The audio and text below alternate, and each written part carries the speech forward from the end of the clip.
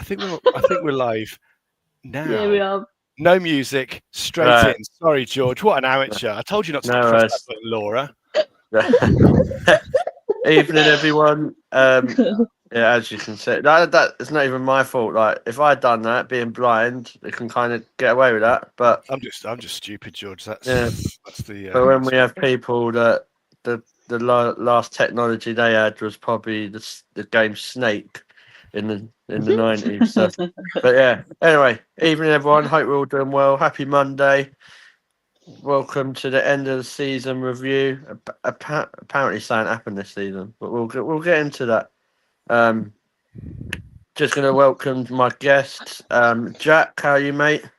Yeah, I'm very good. I still can't get through anything to do with the Champions League without crying, but I'm going to do my best. I've got the box of tissues next to me ready, so if my camera turns off, you know that there's a few tears rolling down my cheek again. I thought that was just because you see your latest TV bill or something. So yeah, obviously we've got Laura as well. How you doing, mate? Yeah, I'm all good, buddy.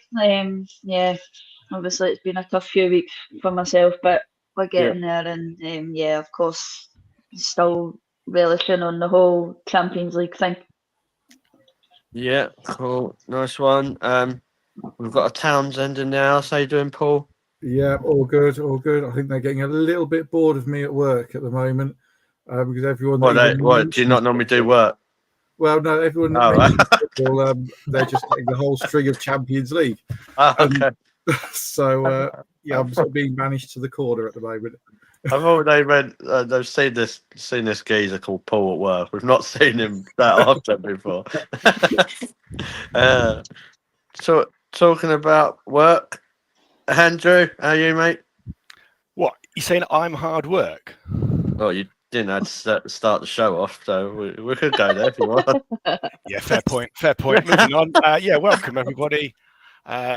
Great day to be alive because we are still apparently the European champions. Get in. Yeah, nice one. And last of all, Freddie, how you doing, mate? Good to have you on. Very well, mate. Thanks for having me. I was hoping I've ordered the Champions of Europe T-shirt, and I was really hoping it would turn up in time for tonight, but no signs. So hopefully soon. I just want to get my hands on as much merch as possible. Continue. Did you get that? Did you get that from Arsenal direct? From Arsenal, yeah. I was hoping it would be here for tonight, but not today. You might, mate. You might get that for when we go like in the Champions Cup, whatever it is, in January or something. I was about to say, I'm pleased it's not just me waiting, because I harangued the postman the other day when I was waiting for my stuff and it's still not shown up. My shirt obviously arrived the other day, so yeah. And of course her scarf arrived as well. So see, I preempted buying a Alessi Russo top months and months ago because I knew she was going to win us the Champions League. So yeah. Oh, I don't think Darren would be too happy with you saying that there, George. I don't really give a fuck. He's never happy with me. That's right. You've got mixed up with the blondes, George. Yeah. So yeah, we're gonna do our end of season review. So we're gonna chat about how the season went. It's gone on the whole. It was a bit of it didn't start that well, and then obviously it ended up with a lot of success. I'm gonna start. Who am I going to start with? Andrew, actually. I'm going to start with you. Obviously, we started the season probably feeling a bit positive going after the pre-season games with Jonas. That seems like a lifetime ago, doesn't it? With Jonas, and then we had quite a dodgy start up to before he left, didn't we? Do you think that kind of flattened out the feeling about for the WSL, generally? Absolutely, it killed the season for kind of everyone, really, because at the same time Chelsea just within it felt like within 4 or 5 games it's like, oh, they've won it. They just got I think and I think like Man City and Man United didn't exactly kind of fly out the blocks either, but and like you say, it feels like a lifetime ago, because to kind of be sitting here now as European champions, if no one's mentioned that just yet, you would never have thought it. You thought it would be okay, obviously, Jonas was on his way out. I think that, it's interesting then, even now looking back, the feeling in the fan base was fairly strong, but it was still the fact that he walked rather than was sacked, which was a little bit terrifying. But I thought at that stage it was like, well, we get this new woman in, and she's going to kind of steady the ship. That's all we were thinking, steady the ship. Maybe we can qualify for Europe. Maybe we can win our Conti Cup, whatever it was called this year. It's Mickey Mouse, that was it. We've got proper trophies now. So yeah, it was like you say, an absolutely flat start to the season. Yeah, Freddie, kind of going on that. Obviously, I think we went into the season with some optimism, thinking we could probably challenge or even push Chelsea for that WSL, and then obviously the really bad performance with Jonas. After that, when we got Rene in, it was just about a matter of qualifying. Like, no one thought we was even get out of the group stage of the Champions League, did they?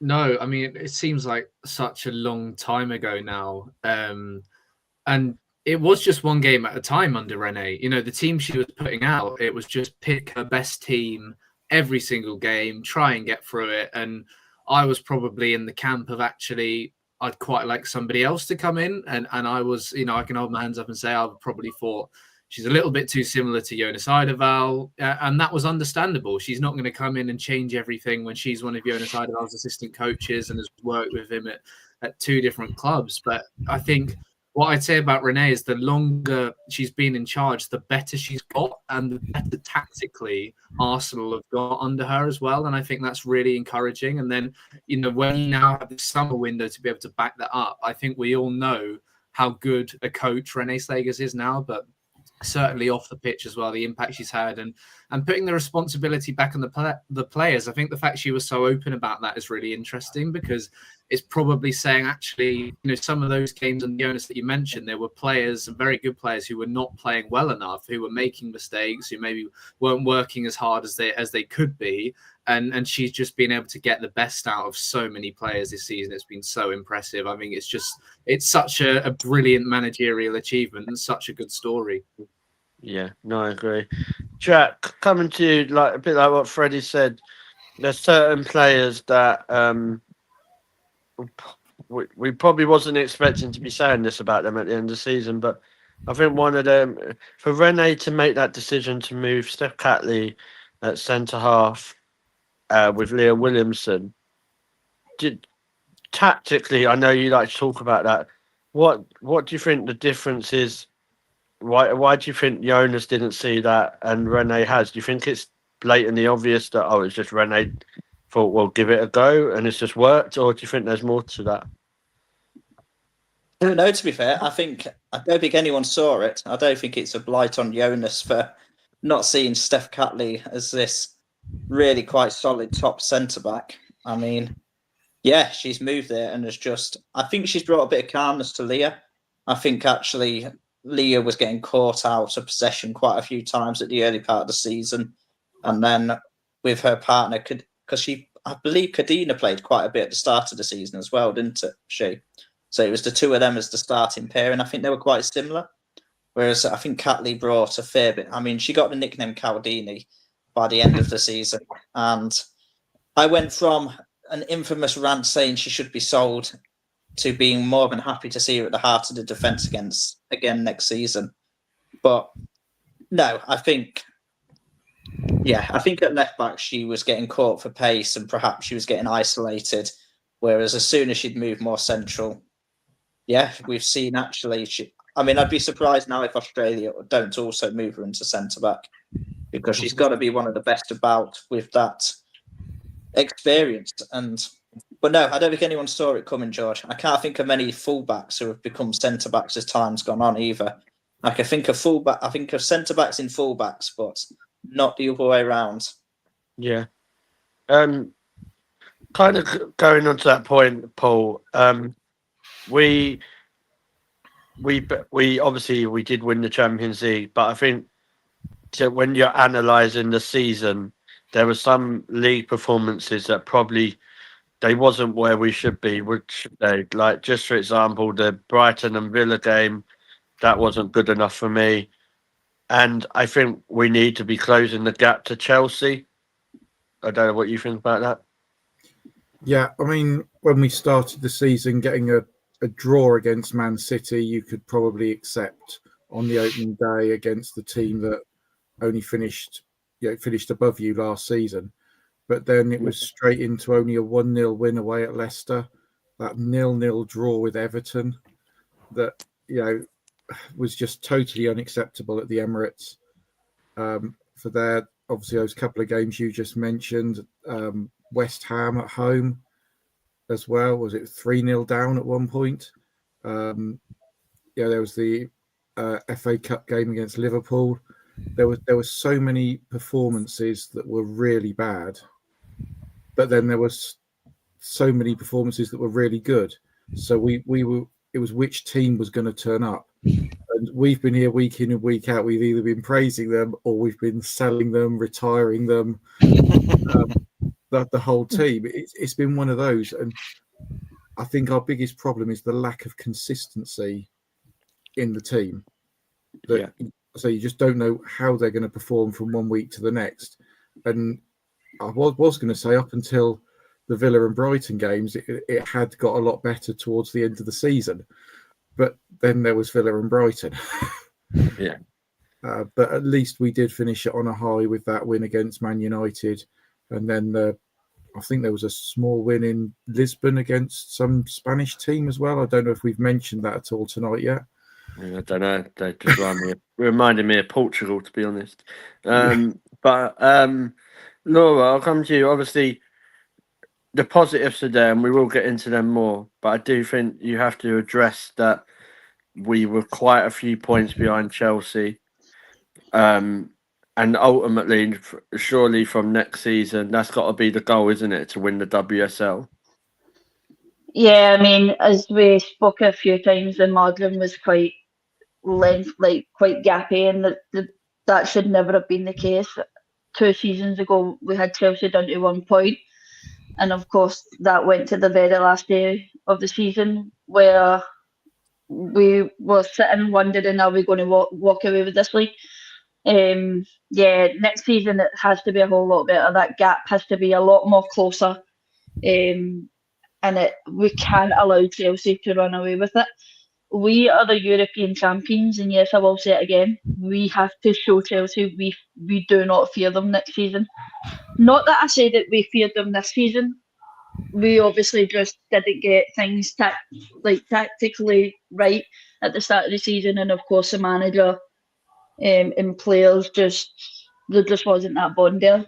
Hopefully this season, starting Renee has obviously got a great bond with the team. Bring in a good few new faces, fresh faces, and close that gap in Chelsea and show Chelsea exactly who we are. Yeah, Freddie, I'm just going to come to you about the gap with Chelsea. Do you think, obviously, it was under two, obviously Jonas and Rene, I think under Rene we were unlucky with the penalty and stuff. But do you see it being a closer gap under Rene after she's had like a summer to bring whoever she wants to bring in, and it just the feel good factor? So do you think we could really push Chelsea next season? Yeah, I think the pressure is there now. As has been said, once you're European champions, you have to then be expected to go on and push for the WSL, and the gap can't be as big. The 2 games are really interesting. Sort of, they both came at awkward times when you look at the context of Arsenal's season. The first one, Jonas Eidevall, if he's to be believed, had already decided that was going to be his last game as manager.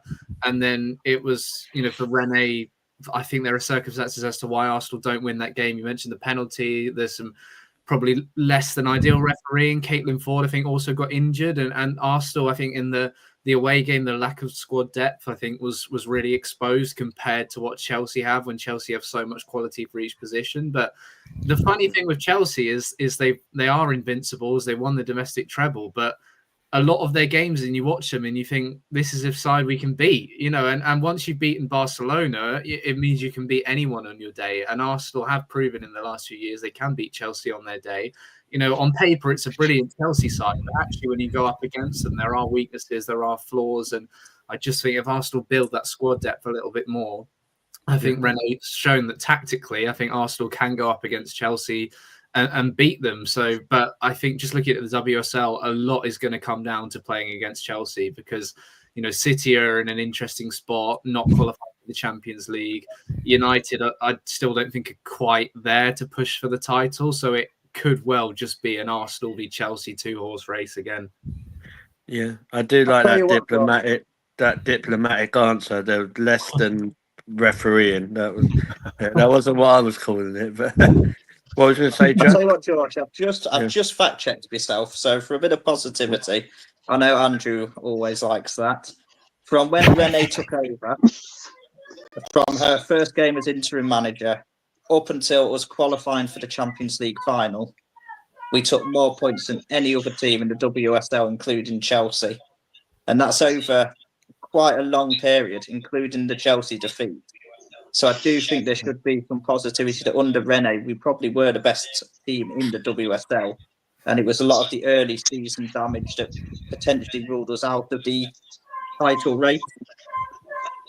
Yeah, it's like I said, personally, yeah, we lost both games to Chelsea.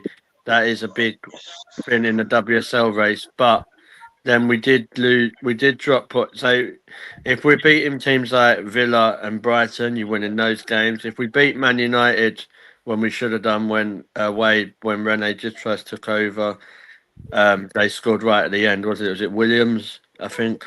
I mean, there's 9 points there already. So and of course, George, I think in the majority of that time with René in charge, we still took more points than Chelsea, which I think is can only be seen as a good thing, because I don't remember us having even a fantastic time in the league with René. I know we went on that run up until her getting the management role permanently, but there were still mistakes and still games that I remember. So the fact that we did still take more points than Chelsea in that period suggests actually we're probably closer than we think. Yeah.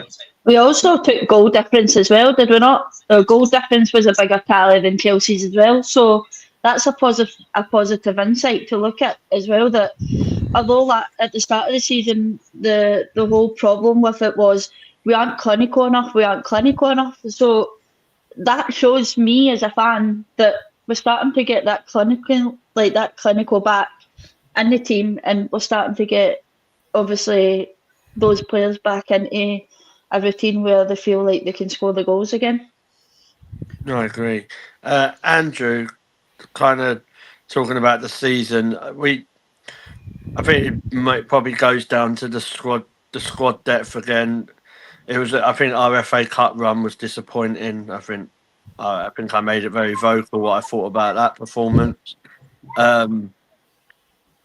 As Arsenal Football Club, we want to be going far, don't we? Like in the FA Cup, and having a day out at Wembley, winning that sort of trophy, and pushing for the WSL. So it all just goes down to squad depth, and it just wasn't there, was it, this season again? Yeah, 100%. I mean, one of the things that I kind of these kind of things I play in my mind is when I see the benches come up, and Freddie was kind of the Chelsea game, and I always think if those 7 subs were to play a 7-a-side game, who would win? And Guru Wrighton can't get a start. When you look at that, they're starting. Their 7 on the bench versus our 7 on the bench that day. It would have been, they would have absolutely battered us. And just so you're right. And as soon, I feel like our benches looks good, but as soon as we get 1 or 2 injuries, we don't have the depth.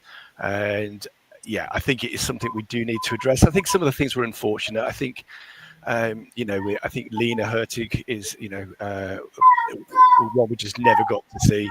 That would have been nice. But yeah, I think, and the other thing is, what I noticed with Chelsea is if when they get an ACL, they just go out and buy a new player, a new starter, Whereas with us, it would like, well, we'll make do and mend for those kind of, effectively a season. We'll make do and mend and preserve that spot. And I think we need to be a bit more ruthless there. Hopefully we won't get any more kind of long-term injuries. But if we do, no matter who, whether it's crikey, I feel like I'm cursing somebody here, so I won't say a name. But whoever it is, no matter how big a star they are, if they go out for a long-term injury, we be aggressive in the transfer market, like Chelsea. Look at them going in for, they didn't even need, the centre back that they bought, but they just went and got her anyway. I think that's it. I think we do need to be more aggressive in the transfer market. Maybe have a look at our wage bill. I just noticed that kind of our wage bill versus Barcelona's. It was, I think ours is about 9.2 million, and theirs is 10. That's a big difference. And I'm sure I haven't found Chelsea's yet. I'm still trying to look for Chelsea's, but I believe, I don't know if Freddie has it or Jack or anybody, but I think Chelsea's wage bill is way bigger than ours, and that's that's not just your starters getting well paid. You need to have your backups being well paid. We need to be attracting these players and making it worth their while. So absolutely, the big step up now is to have a squad that can beat Chelsea. I think we have a team that can beat anybody on their day, but we need a squad that could beat Chelsea, every time. If we had a series against Chelsea, we would come out the winners. So let's get some big spending. I think that with the Gunas sales going up so much, Freddie, I believe you're going to buy us a new right back. Crowdfund a new player. We're not quite there yet, but you never know. We're looking at maybe a special Champions League one, and hopefully that will sell well. So you never know. Jack will buy them all. It's really interesting. With my money for Arsenal at the moment. I find it really, really interesting about Chelsea. Freddie, I'm going to come to you about this actually, because this is what I hear this all the time, that Chelsea are buying all these players and that. But it's Chelsea brought Sonia in to win the Champions League, so she hasn't done that. So is it? I'm going to upset all the Chelsea fans. Going to fly in a minute. So isn't it just a little bit of a failure? Because that's ultimately what they want to win, isn't it? I've been thinking that a lot actually. Like what set of fans are more happy with this season? Winning, for Chelsea winning 3 domestic cups and Arsenal having this incredible night in Lisbon. And I feel like Arsenal fans are just over the moon, and whereas Chelsea's are more used to winning, and obviously that's testament to what Chelsea have done. But Chelsea have packed their team for the Champions League winners, signed a Champions League winning manager, and Arsenal have created a Champions League winning team and almost stumbled upon a manager and made one quite organically themselves, which I think has been brilliant. And it's really interesting now because there is a lot of what Chelsea do that Arsenal should look at and go, actually, we can be more ruthless in the transfer market. We can do this. We can spend more money. But then actually, once the Arsenal approach wins with the Champions League and the Chelsea approach doesn't, you can almost look at it along different lines. And I think it's completely right that Arsenal should be able to go toe-to-toe with Chelsea in these games next season. The Brighton and Villa games, I think that if Arsenal are in the title race, I think they definitely don't lose both of those games. I think the interesting thing going forward is actually if Arsenal want to compete across multiple competitions, you have to be able to have the squad to then compete. Even if you've had a brilliant semi-final win and you've gone and celebrated, you have to then be able to go and win again. You have to be able to win the FA Cup, the League Cup, the WSL, the Champions League. And if Chelsea sort of refocus next year, not saying they haven't focused on the Champions League, but it's almost for them, they can win the WSL every year, but all their fans want now, and the club want, is to win the Champions League. But you can't essentially just focus on the Champions League, throw all your eggs into that basket, because at the end of the day, you're just going to have to beat a Lyon or beat Barcelona. Arsenal have beaten them both. Yeah, and that's what I mean with the Champions League. I'm not trying to discredit the WSL, because winning that is really, really important, and it means a lot to a lot of fans. But the biggest bugbear that they've had, Chelsea, for years and years, is that Arsenal is the only team that's won it. Chelsea have not won it. They brought in Naomi Gurma and Kira Walsh before she went to Sainsbury's, because to win the Champions League, this this is what, and Lucy Bronze, they brought these players in to win the Champions League. Even those players said it. They went there to win. They wanted to win trophies and win the Champions League, and they've not done that. So when does, I don't know, Freddie or Jack, you might be able, when does that conversation actually need to be happening? That Chelsea, yeah, right, you're winning the WSL, but your real goal is to win the Champions League, and you've not done that. I think that the pressure's on them. I think that the rest of Europe are definitely looking at them and going, "Well, you can win in your own league," but I don't think teams in Europe respect them. I don't think Lyon or Barcelona come up against Chelsea and fear them in the same way because they've not won. They've not had that big result in Europe. I can't remember the last time they beat Barcelona. I can't remember them getting results against Lyon. The moment they do seem to come up against a big team, they do seem to fold. Sometimes it's close, but they aren't actually getting the results in the big games at the big stage. And that is what teams like Lyon and Barcelona, who wrap up their domestic leagues very easily, think about. Whereas they probably fear Arsenal more than they maybe should because of the European heritage and history, and they know that they've been there and done it. I think they remember back to the Wolfsburg semi-final a little bit as well, which obviously we had an absolutely depleted team, and they know how close we ran Wolfsburg with that one. So Arsenal have had the big moments, the big crowds in the big games. So I do think that actually affected the way Barcelona even went up against us. Whereas Chelsea, they was like they're stood in something. They just went and played their own game as like a training match. And if Barcelona do that, they're very likely going to beat anyone if they play with that same arrogance. If you look at the WSL, sorry, George. No, I was just going to say, Laura, I was going to come to you anyway. I just feel like so like Barcelona normally run away with the league. Let's be honest. Like Lyon seem to do it, and Chelsea do it, but the difference is like they kind of This kind of ruined my argument because PSG have now won the Champions League in the men's game, so they've done it on purpose just to ruin what I was going to say. But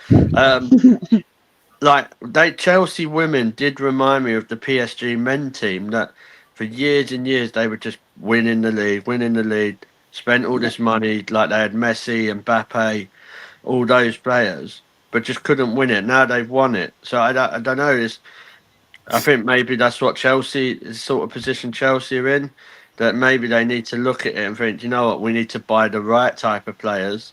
It doesn't matter if they cost like 100,000 or $1 million. Yeah, exactly that. But sometimes throwing money at the kitchen sink doesn't always work, unfortunately, and that's proved this season with the type of players that they went and bought. But if you look at every season at the start of the WSL, it's always the pressure's on Arsenal, the pressure's on Arsenal, the pressure's on Arsenal. Arsenal need to come away with something this season.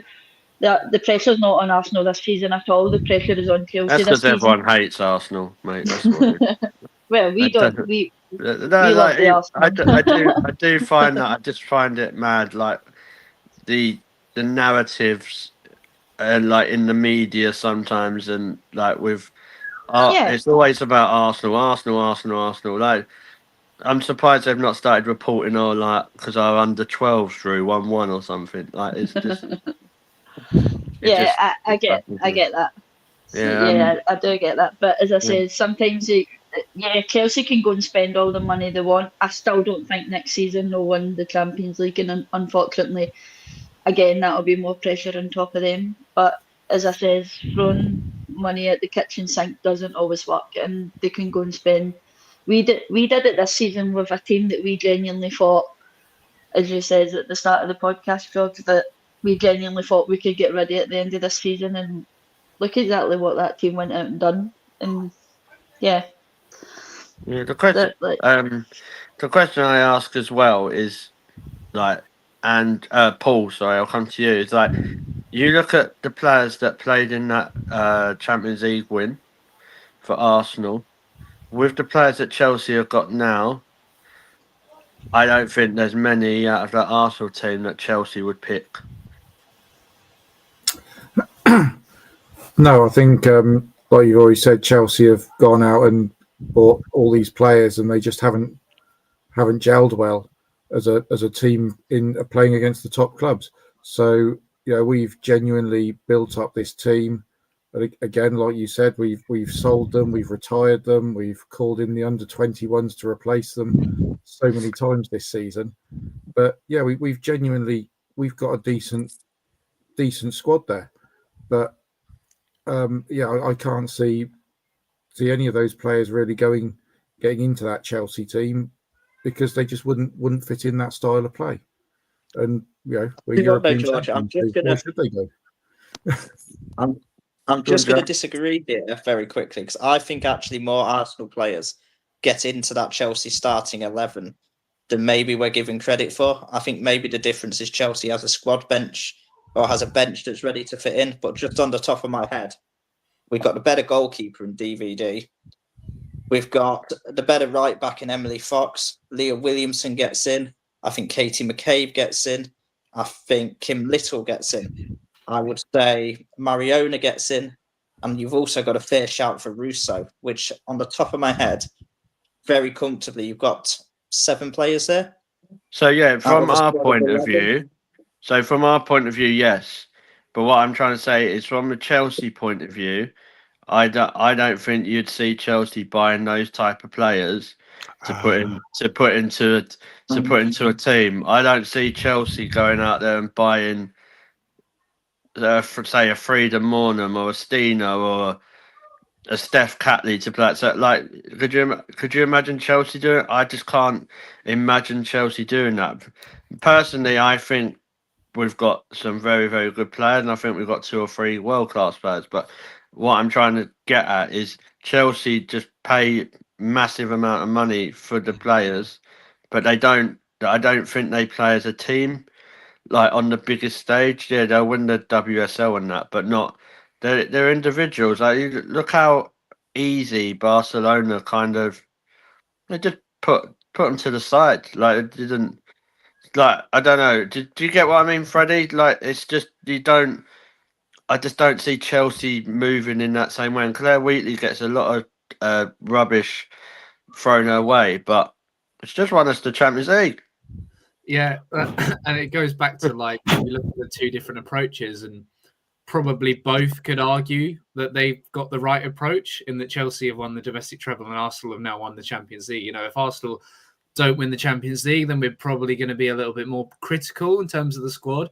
I would say with Chelsea is there's a lot of good young players there. And I actually think Chelsea, maybe if they haven't splashed the cash on some of these older, more experienced players, I do think there is a good squad there moving forward. I think there's the likes of Vika Captain, Sjoeke Nusken, I think it's a good player. Beaver Jones, obviously up front, scored the hat trick for England.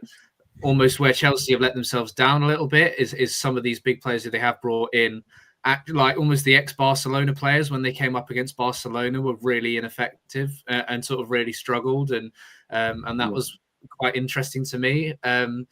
And it is 2 very different approaches. Arsenal do need to spend more, and Arsenal now, I think, almost as fans, we have to be critical with Arsenal to keep the pressure on. Now is actually use the Champions League for what it is. Let's celebrate it, but also Arsenal need to be doing better domestically, and they need to be in FA Cup finals. They need to be competing for the WSL.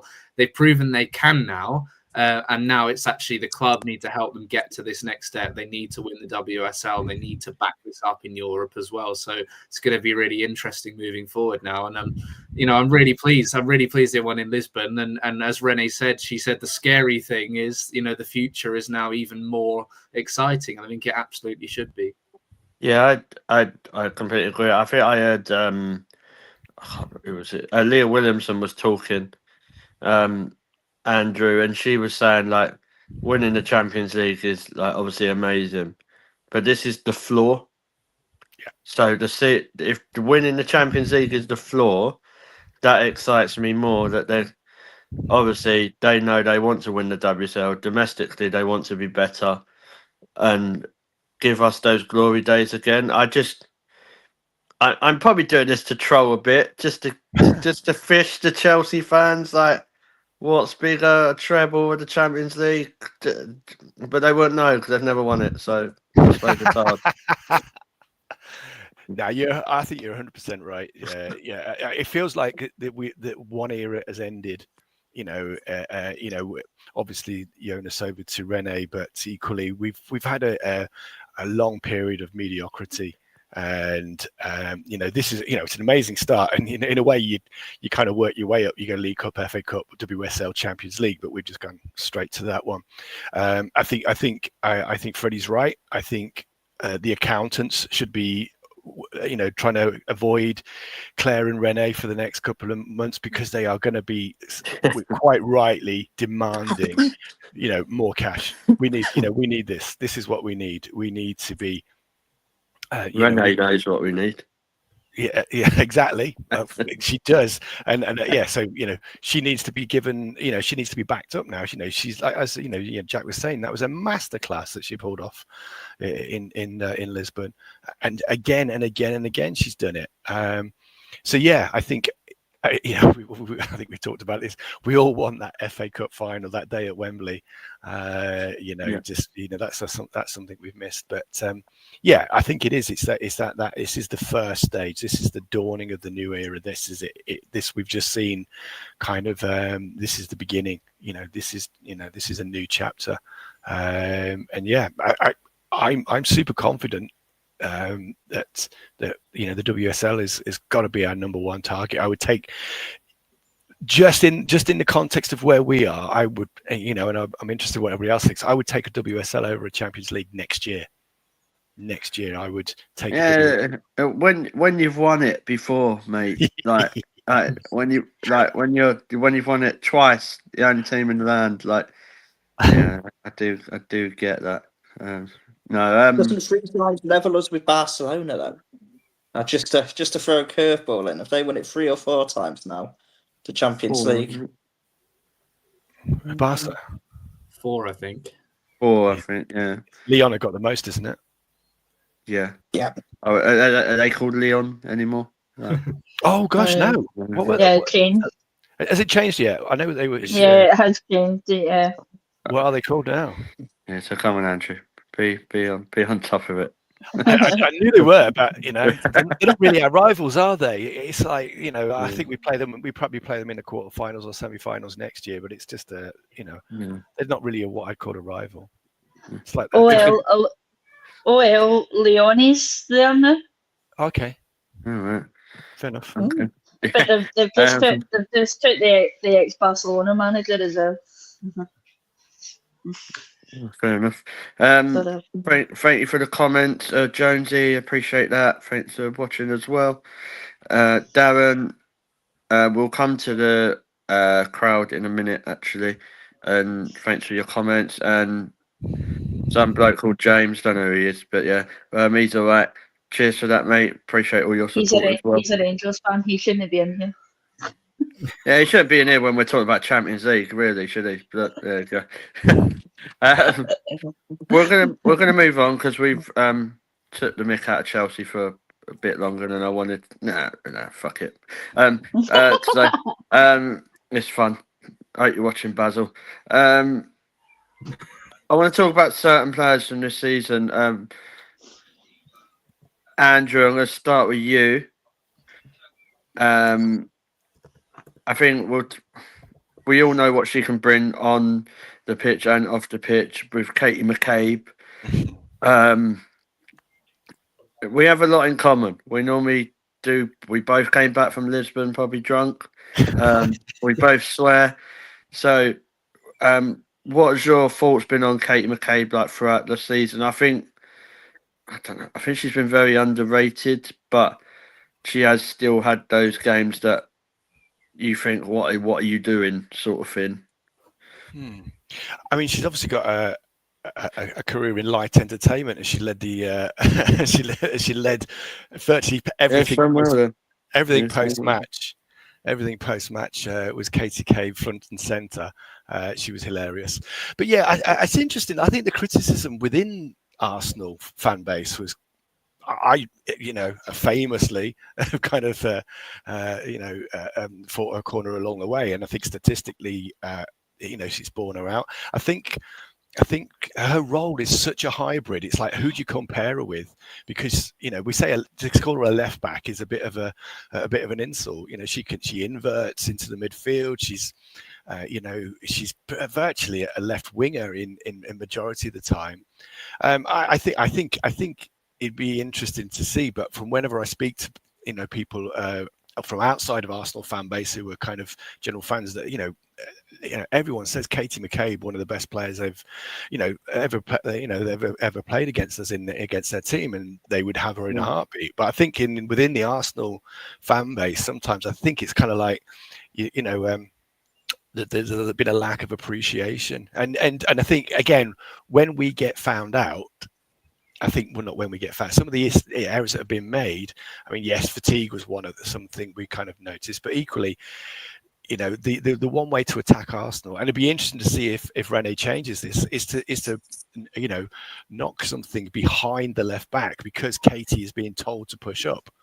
But I wonder if Rene will change that, because that's the one thing with a new manager is they bring in a new system and no one knows how to play them. Everybody in the WSL has played Rene at least once and knows her systems and knows what to expect.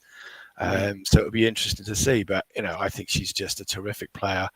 And the statistics kind of back it up. Her and Mario were kind of absolutely out there. Not just within the Arsenal statistics, but within the league statistics. So I just think it's kind of perhaps Arsenal fans not always appreciating. As Joni Mitchell said, Joni. Oh, come on, man. Never mind, legendary singer. You don't know what you've. Was that in black and white, mate? I'm disappointed with you, George, but I'll leave it there. I thought she was out of EastEnders. I'm not going to lie. Oh my gosh. Sing us a song. What did she sing? Go on. I just told you it.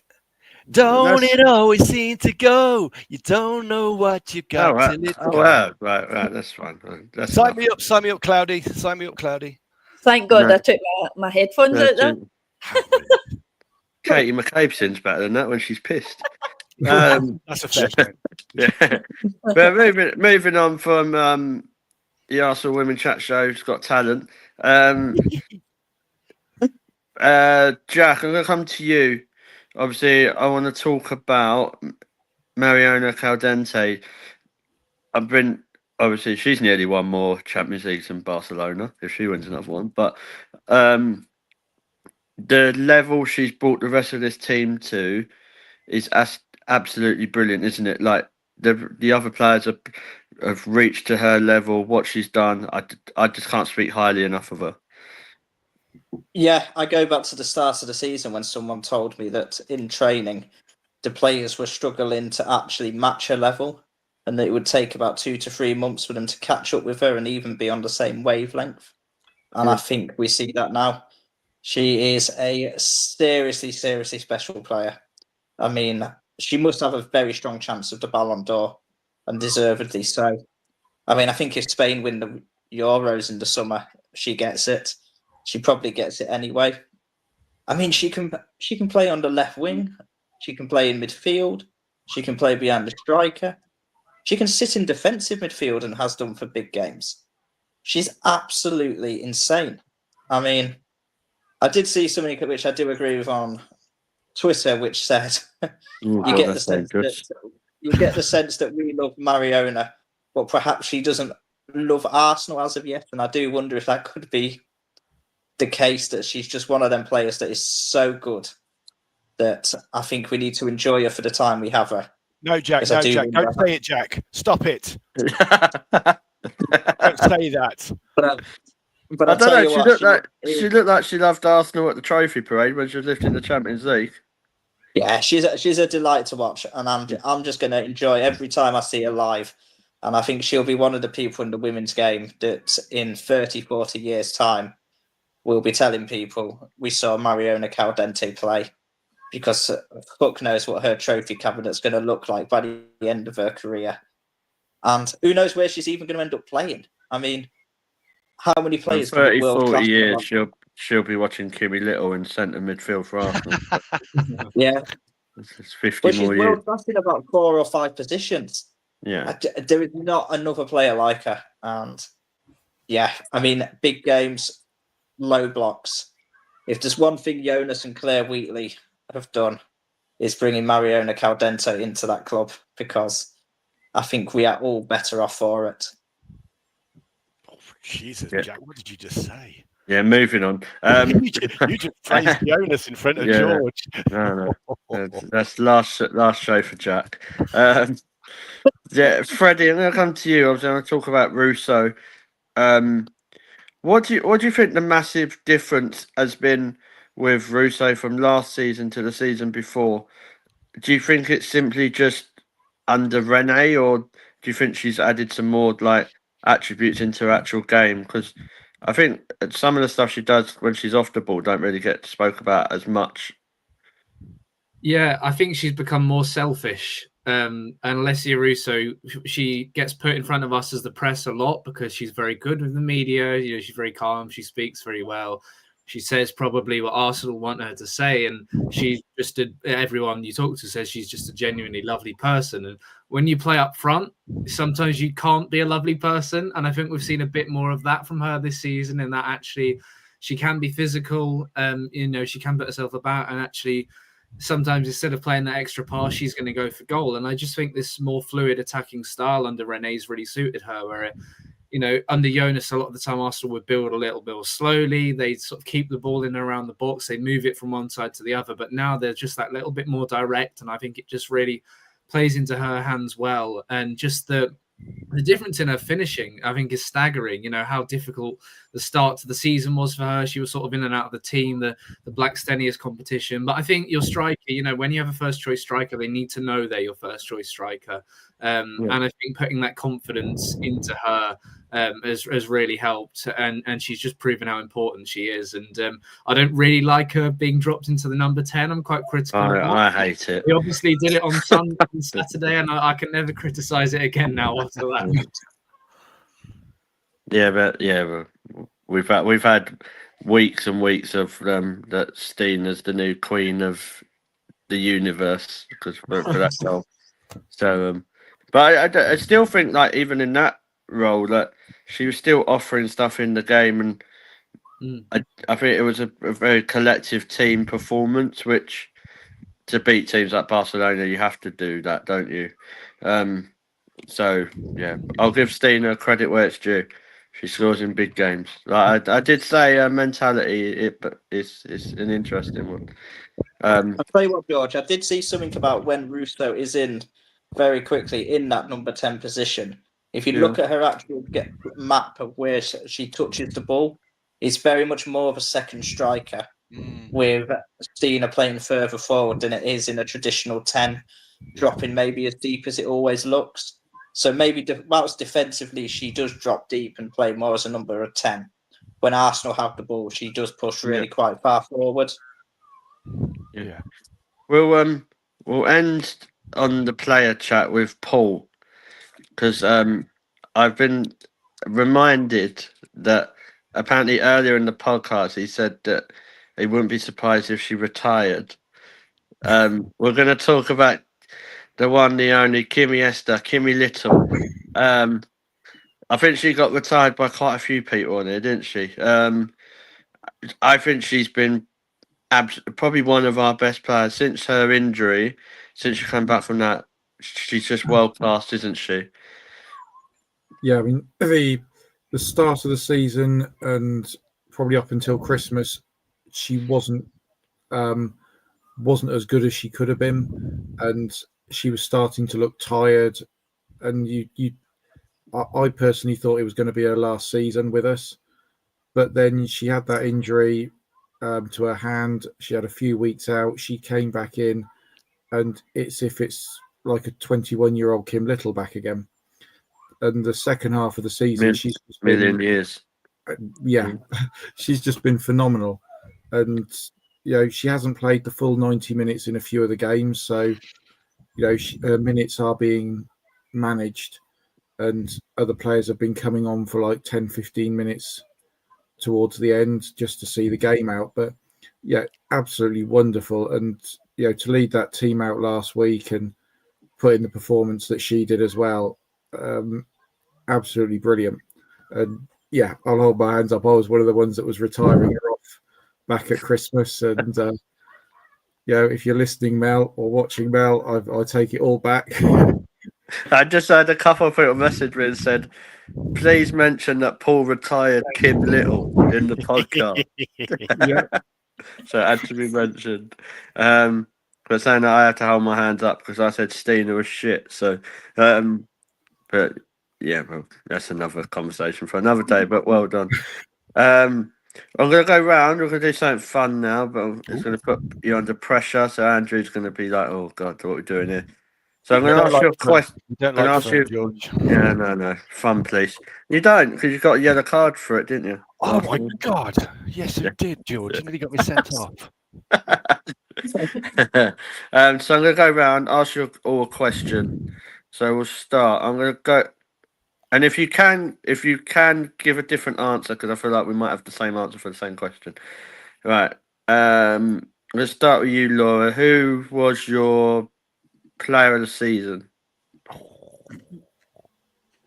I think it's kind of went under the radar a little bit because obviously Mariona's performance and stuff, but I'm going to go with Emily Fox. I genuinely think some of her performances have went under the radar. She's not really recognised as much as the big performances, like the big performers, i.e. Mariona, Russo, things like that. So yeah, I'm going to go Emily Fox this season. Just don't put her on the wing like your husband.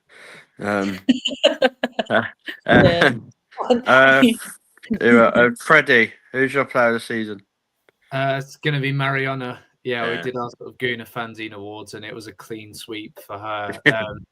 It's just really hard to look past how good she's been, and I think it is the word, the next level, and I think that's what you see. And what impressed me the most was those sort of Champions League qualifiers that she's probably never had to play in before.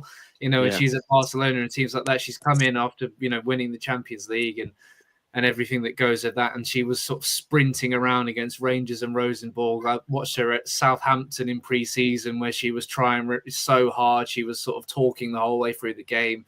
She really tried to settle in as quickly as possible. And I think we've seen the impact. I think she's just been incredible. And that Lyon goal is just one of the best. It's just one of the very best goals in the club's history. She's just been brilliant. Yeah. Please drop your players the answers to the questions in the chat as well. Right, Paul, who's your player of the season? Well, given that I can't say Catherine Kohler, she left us in January. I think I'd have to go for Daphne. You nicked my answer. I thought no one was going to say that, and I thought. No, I think she came in. Obviously, we lost Sabs to Villa, and she came in and was put in after a few games into that goal. And I think other than that one little error in the FA Cup game, I can't remember her putting a foot wrong or a hand wrong for the rest of the time that she was there. And she's not just stepped up and just got on with it. She seems to give the defence more confidence with her behind them than other goalkeepers that we might have in our squad. So I just think for the benefit of the whole team, she's done absolutely brilliantly. I think you just look at the importance of her when she was out injured, and that's not a criticism on Zinsberger. I just mean the how important it felt like we was really missing was when Van Donselaar was out. I think that speaks volumes as well. I'm going to say mine now, just because I can, and I can't, because he's nicked my answer in case someone else nicks it. I was actually going to go for Mariona anyway, so I can copy. It's my show, whatever. Yeah, it was between Mariona and Fox for me. I just think the levels that those two bring the rest of the teams the rest of the team, like who they're playing with. For I just think it had to be done too. Andrew, obviously we know you're going to pick Katie Reid, but yeah, Nearly Katie Reid, Katie McCabe. I think strategically she's a nightmare for anyone, to plan for her, to kind of, if you're playing up against Arsenal, the first, obviously, like you say, Mariona is the one, but strategically, it's where, how do you kind of take advantage of Katie? How do you manage her? I think also, kind of, as in the duels, she's intimidating player. I think she's won a few of the duels with other players just by pure intimidation. She's a no holds barred, no nonsense player. She's kind of like she's that roll your sleeves up and get stuck in. I think, and she's one of those that engages well with the crowd as well. I think you often see her kind of turning to the crowd and revving them up. So my Steph Catley season head pat goes to Katie McCabe. Yeah, I agree with that. I just don't think they understand. So, Oh, good one. Well played, sir. Jack. Oh my God, I've not got many left, have I? Yeah, I mean, I think Mariona, Daphne, and Foxy are all three arguably the best in their position in the world. I don't think you can get much better than them. I'm caught between Caitlin Ford or Leslie Russo. I think Ford was the one player I'm during... surprised no one said Russo yet. I thought Ford was the one player during Jonas's time that actually stepped up. I remember her scoring goals by driving at players, beating players. But I'm going to go Russo because, I mean, our big criticism of her last season was that she isn't getting enough goals. She's scored more than enough goals now. She still contributes in the play. She scores goals in the big games. Her hold-up play is good. Her attitude's fantastic. And I would be quite content if Arsenal don't bring in another striker in the summer and we go with what we've got on one of the young guns. And I could never imagine myself saying that a few seasons ago. So I think Alessi Russo has solved the striker problem for Arsenal women. And that takes some serious doing from the missed chances we've had in previous years. Yeah, cool. Laura, I asked you, didn't I? Yeah, you did. Yeah, cool. Emily Right, so the next one. What was the best match that you was physically at of the season? So we'll start with who doesn't go that much. Andrew, just start with you. That's outrageous. That's outrageous. This season, that's just the one then. No, but Real Madrid at home. So you've been to more than one game this season, mate. Do you know what? I fulfilled my HAP. I went to every HAP game, and I went to went to one Bournemouth game, and then two. It's good because you had a hand injury, didn't you, to start the season? Yes, George, I did. Do you want to share that with? I don't think Freddie's heard this story. No, go on. Goal celebration. The goal celebration. George's phone goes flying. I go to pick it up. George jumps in the air, lands on my hand. Oh. So me and Kimmy Little have got a lot in common. Yeah. Well, it was worth it, mate. It was the equaliser against Man City. It was. You thought I was crying tears of joy, but I was just straight up crying. I was just more happy he saved my phone, to be honest. You're welcome. I didn't even know I stood on his hand until he told me, like, after the game. I was like, yeah, well, I couldn't. Yeah. Well, he couldn't talk. That's why he's been so much pain.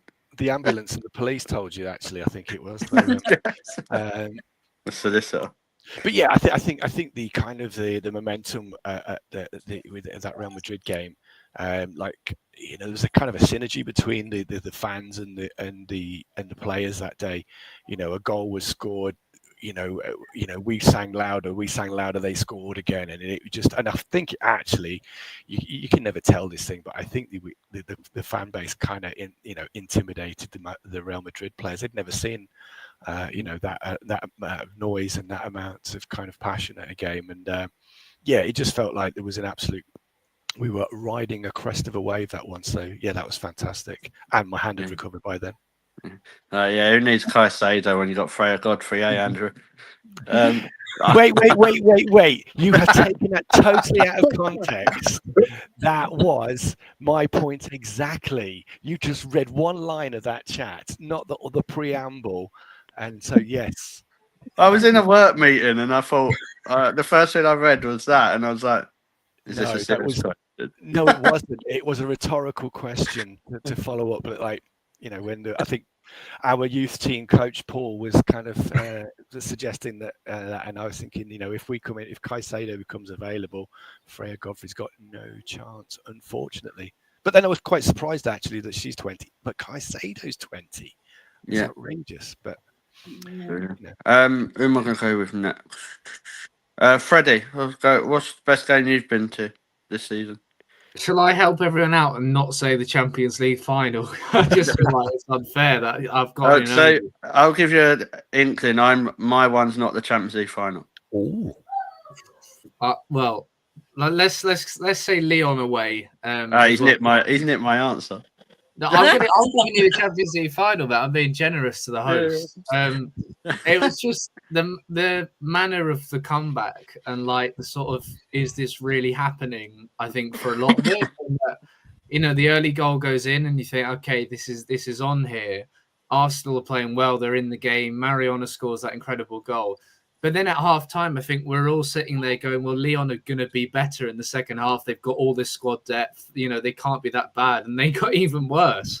And Arsenal ran away with it. And, people were booking their flights to Lisbon in the away end and saving a few quid. But that was I think that was a sign where we all realised, and this is obviously when you win the Champions League semi-final, but we all realised actually how good a team this Arsenal team could be now, and that on their day, they can go toe-to-toe with anyone. But how good their pressing is, how good they are, as has been said, in front of goal as well. And that was, at the time, that was the highest amount of Arsenal fans to have travelled from the UK as well. I'm sure that was more for the final, but because I can't say the final, I'll say the closest one to it, Lyon. It was a really good trip. Nice to see so many fans out there. It's funny. So I was near Daisy at that game. And when we went half time, I went, if we can just keep them out for the next 20 minutes, I reckon we got a chance. that didn't go to plan, and then as soon as the goal went in, like Daisy was nearly in my row. That was like, and Lyon came back. They came back really early out for the second half. There was like 5 minutes left before the restart, and they were all lined up in formation, sort of ready to go, almost intimidating Arsenal. Like, we're going to go straight in. We're ready to come back, and literally within a minute, Arsenal scored again. And the crowd was just like, there were so many that remembered the 5-1 and were just thinking, God, this is going to happen again, and it almost did. I just found that. Yeah, go on. I was going to say, them Lyon players being lined up for the start of that second half, I think it's one of my worst moments of the season, because I was doing the game for DAZN and we were still in the ad break. And I suddenly saw on my feed, I saw all the players lined up on the pitch. And I was thinking, oh my God, they're back. I didn't realise we still had about another 4 minutes until they got going. So, yeah, I was stressed enough at that point, but that just increased the stress a little bit more for me on that day. Yeah, it was where I knocked my whole glass of water over the front row from Upper-tier in that Lyon game. Mariona scored. It was like a scene out of Fever Pitch for those who had seen it. Like, Michael was in slow motion, the arm come out, I went up, the whole glass, like plastic glass of water went over. Lucky there was no fans down at the bottom. And then when we went to the pub after for the meet-up, a couple of people said, yeah, these stewards weren't happy. They said an Arsenal fan threw water. There's a bit of a theme developing here, George. Yeah, mate. Everything. I'm making sure next season I am nowhere near George. Everything goes. I don't care. Like the Conti Cup, that's another story. My brother's still alive to tell the story. So that's when Sam caught him, and it was on video. That literally caught him. So yeah. Paul, what's your best game? I'm going to go for the home game against Bayern Munich that was eventually played at Meadow Park. Oh, yeah. After all the issues around tickets, fixtures, where it was and wasn't being played, Awful weather, midweek game, Meadow Park, and we just outplayed Bayern Munich for pretty much the whole game and got the result that took us through. So it was just an all-round great game. Well, I thought you were going to say the Capital Cup when Darren was shouting at the players. Yeah. What was it he said, Paul? Sorry? What was it Darren said? Didn't he ask what the player's name was or something? Yeah, because the players' names weren't on the program. Sorry, the names were on the program, but the numbers weren't. And the shirts only had numbers but no names. So he was asking the players who they were. Just as they're taking a corner or throwing. Not that they've got something to do or nothing, but it's fine. Laura, what about yours? Because I know you've been to quite a few games, haven't you, this season? Yeah, I managed to get down for most of the Haps. I think the only one we didn't get down for was Everton. And then, of course, a few of the Champions League ones. You missed a lot there. Yeah, it seemed that. I think we didn't beat the Chelsea one as well at home. We had something else on it that day. But I'm going to say this simply because my husband supports the other side, but I'm going to say the Arsenal v Rangers game. Oh, that was sweet. It was like watching us playing against a kids team. Yeah, and it was just better. Like I said, James is a Rangers supporter, and of course he was in the North Bank that day, and it was just riling. That was the birth of Caitlin Ballum Ford, Laura, as well. Yes, it was. Yeah. It was. And it was just funny just to see James's reaction every time an Arsenal goal went in, because you don't know if he wanted to cheer it or if he wanted to cry, because again he was sitting watching a Rangers team get battered. So he was. So, yeah, that was my best one. And of course, obviously a Scottish team. We were wondering at the start when the draw came out, would it be Rangers, would it be Celtic? And of course I was biting my nails hoping it wasn't Celtic, and I think Mel would have been the same. But was absolute buzzing when it was the Rangers, and yes, that was my favourite one. Yeah. I think best game. It's hard because there's been a few. Like I enjoyed battering Tottenham twice. I enjoyed beating West Ham because that's been traumatic over the last few years. The Champions League games are good. When we went to Valerenga, that was very, very expensive, freezing cold, and that was quite a big thing for me because that's when I got announced that I got my award. So that was quite a good one. But I think I'm probably gonna go. I'm gonna have to agree with Freddie again. It's the semi-final, the away one. The final was too nerve-wracking for me, like to actually enjoy it. And I thought I was nearly dying anyway with that heat in the 45-minute water queue. So I wasn't really with it for much of it. So yeah, I'm going to go for the Lyon game. Quick one we're going to end on is I'm going to get your unsung hero of the season. I'm going to go first so no one nicks my answer. I'm going for Caitlin Ford. I just think she's been really, really good. Watched us off the ball and everything. She's stood up, absolute quality this season. Andrew, who are we going for? Oh, silly question. Yeah, my t-shirt with my Stina Blackstenius t-shirt on. I've got to go. I think it's cutting out, Andrew. I don't know what you're saying. Yeah, well, you know what I'm saying. I think it's really weird that she has polarized, and I think she is the classic kind of cult hero. We'll miss a sitter, but then she just scores in the big game. It's this is interesting. It's like there's always a bit of a surprise when people find out that our backup striker isn't as good as our starter. That's what it's meant to be, but equally she plays a different game, and she just She scores. I think Darren Wells told me that we changed one of the lyrics to her song. She scores the goal, that goal. So so that it's Stina. Of course it is Stina, and everybody else is wrong. All right. Thank you for that, Andrew. Laura, unsung hero.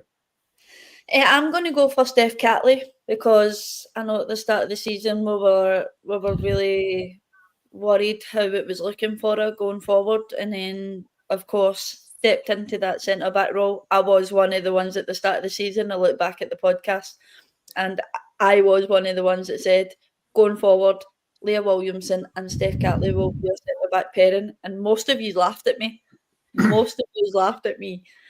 I just think you're funny. That's why I'm laughing.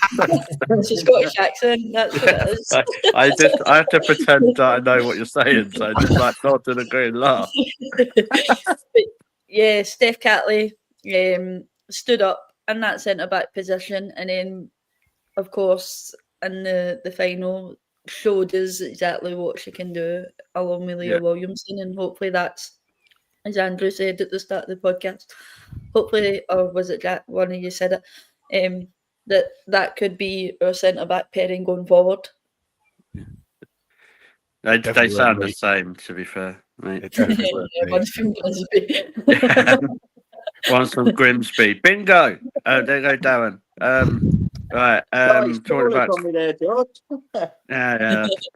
Right, you stole my answer. Right, Jack. Who are we going for?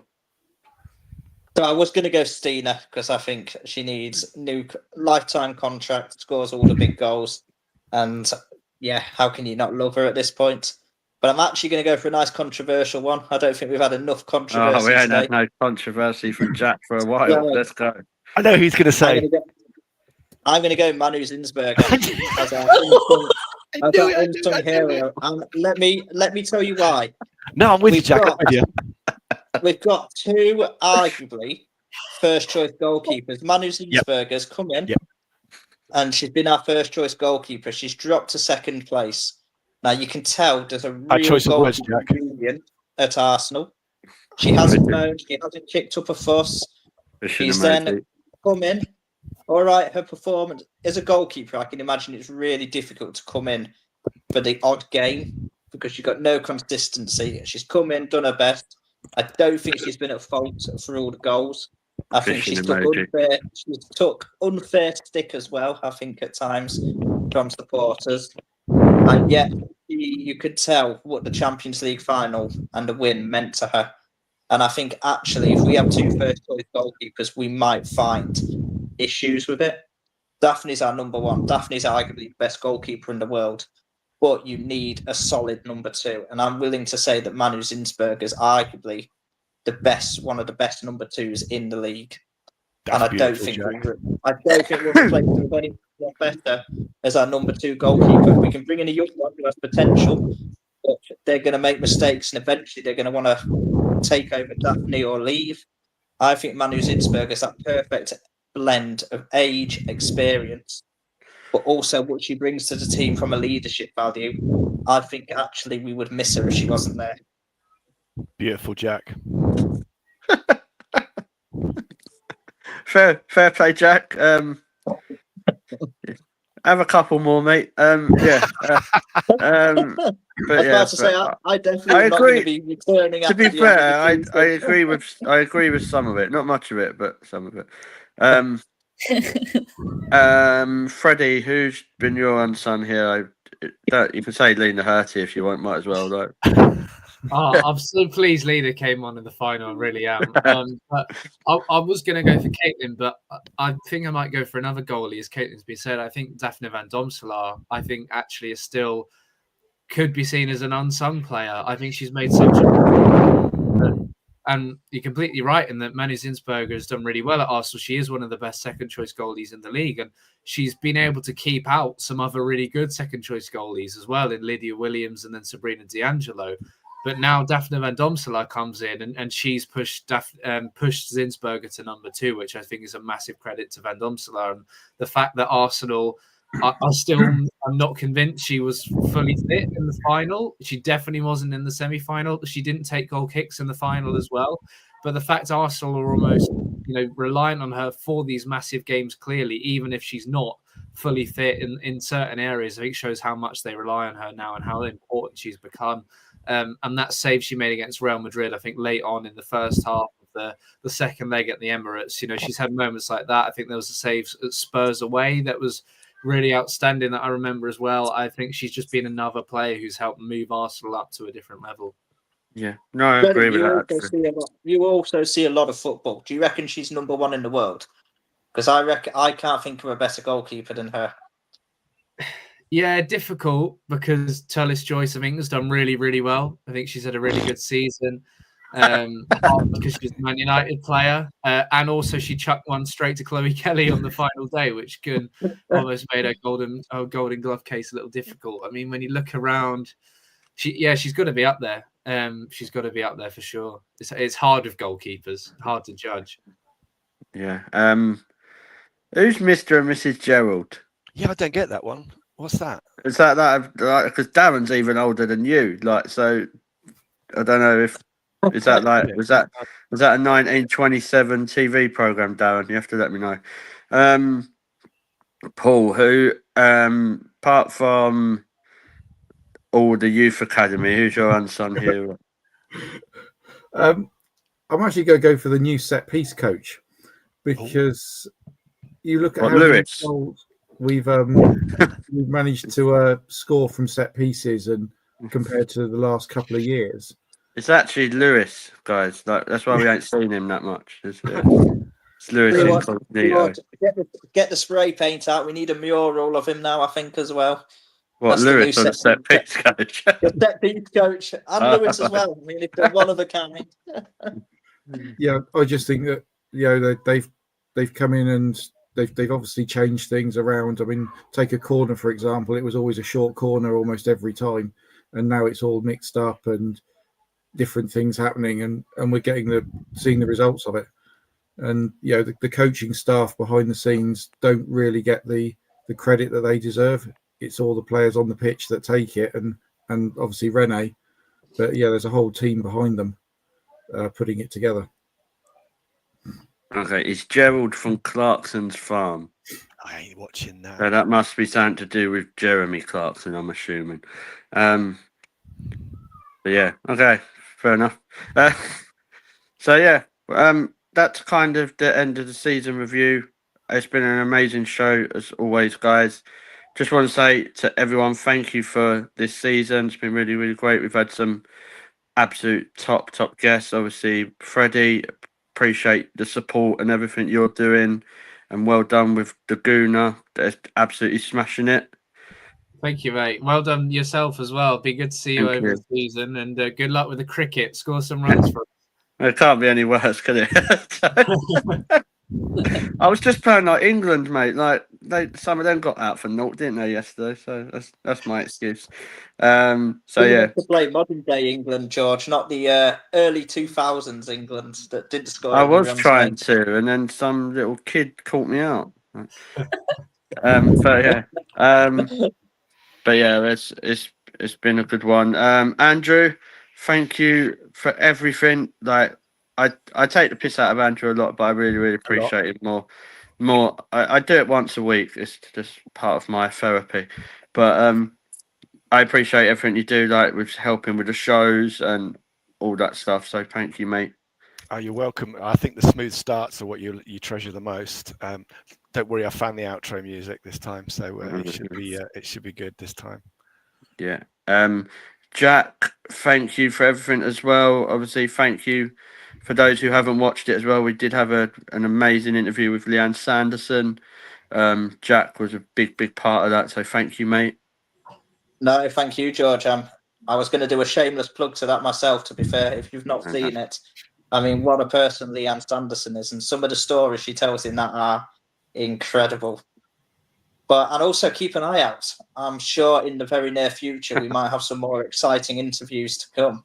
Ooh. So yeah, we'll keep working on it.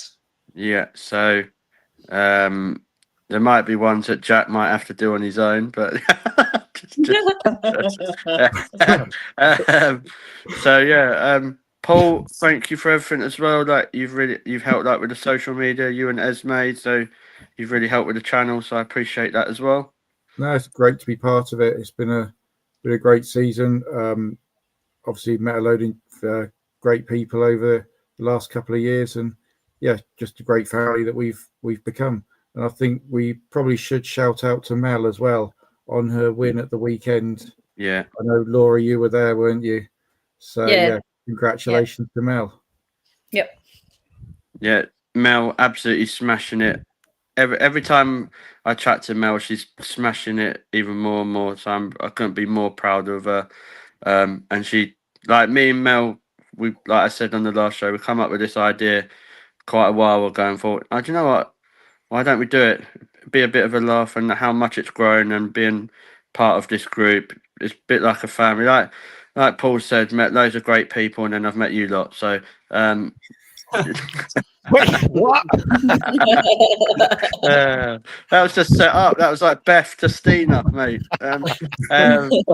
So no, but yeah, it means more than words can say to me that I can explain. Like, obviously, you guys understanding and being patient with me with not being able to see to do as much as I want to do. So it means a lot to me as well. And Laura, and like, thank you for everything you do as well. And the blue nose in the back as well. He's been a good help. So yeah, just saying, appreciate you all. Like, we are going to still have loads of content throughout the summer. We're going to have some Euro stuff, transfer stuff, because I love a transfer window. I know everyone hates it, but I love it. No, I love can't it, mate. wait. I can't wait. Can't wait to be breaking the news when that I've seen Caicedo in the Coronet getting a Jaeger. You know what I mean? So, George, there's whispers in the air of Aitana Bonmati to Arsenal. Oh my God. yeah, saying about Bonmati. Who's whispering them, but About Bonmati, I will say this. I did see her at the special assistance desk at King's Cross. I don't know what that means. But yeah. But no, seriously. So we have got those shows. If anyone wants to get involved with us, please reach out to us. Like, we've got a Twitter handle now. It's basically at the Arsenal Women Chat Show. So if you want, the more people want to get involved, the better. And yeah, just watch this space and keep hitting that subscribe button. Laura, I'm actually going to do something that I've not told you about here. Ooh. You're going to end the show by telling us how fucking amazing Mel McDonald is. Oh. Yeah. I put you on the spot. Yeah. What a girl. What a girl. We can't praise her enough. But yeah, well done to her, and I'm absolutely buzzing for her, as Alyssa Russo would say. And as someone we know said the other day, let's have a fucking cheer for Mel McDonald. 3 or 2? Yeah. Right. Good night, everyone. Have a good one. Take care. Have a lovely summer, and we'll be back soon. Up the Arsenal.